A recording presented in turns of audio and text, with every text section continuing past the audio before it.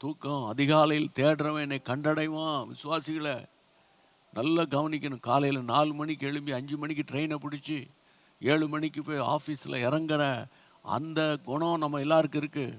ஆசிரியர்களுக்கு சொல்கிறேன், 8:30 மணிக்கு போய் சைன் பண்ணலன்னா அவ்வளோதான். எங்களுடைய ஹெட்மாஸ்டர் ஒரு மாதிரி ஆள், எங்கள் டிஓ சிஓ அவ்வளோதான் அப்படின்னு பேசுகிறீங்கள.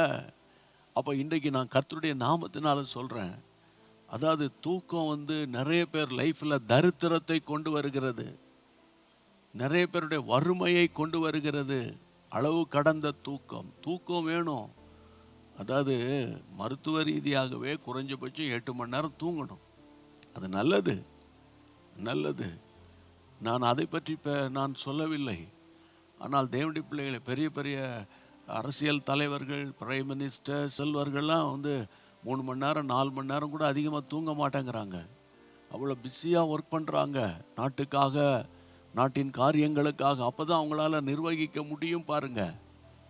அப்போ இன்றைக்கி நான் உங்களை பார்த்து என்ன சொல்கிறேன்னு கேட்டால், கர்த்தருடைய பிள்ளைகளை, சோம்பேறியாக ஒருத்தன் கிடந்தான்னா அவன் லைஃப்பில் முன்னேறவே முடியாது. அதை நான் உங்களுக்கு ஆணித்தரமாக அடித்து சொல்கிறேன். பேச்சு என்னமோ வாய் சவடால்வாங்க தமிழில். கர்த்தர் அதை தருவார், இதை தருவார், அதை தருவார் பேசலாம். ஆனால் அவன் லைஃப் ஒரு இன்ட்ரெஸ்டிங்காக இருக்காது. கர்த்தருடைய நாமத்தினால சொல்கிறேன். ஒவ்வொருவருடைய வெற்றிக்கு பின்னால் ஒரு ரகசியம் இருக்கும். ஆண்டவர் தோத்திரம். தமிழ் உலகத்தில் சாம் ஜெபத்துறை அண்ணன் மாதிரி புத்தகம் எழுதின ஆளே கிடையாது. இரவும் பகலும் அதே எண்ணமாக. அதனால தான் இத்தனை புத்தகங்களை எழுதின ஒரு சகாப்தம் கர்த்தரின் எழுத்தாணி அண்ணன் சாம் ஜெபத்துறை அவர்கள்.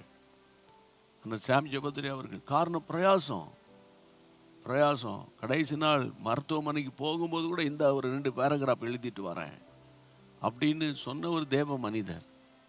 பிரயாசப்பட்டு பயிரிடுகிறவன் தன் பலனில முந்தி பங்கடையணும். பாரத்தோடு சும்மா அந்த ஃபேக்கான பிரசங்கத்தெல்லாம் கேட்டு அப்படி பேசுகிற பிரசங்கியார் செல்வ செழிப்போடு வாழுவான். நீங்கள் வாய் பார்த்துட்டு உட்கார்ந்துருக்க வேண்டியதுதான்.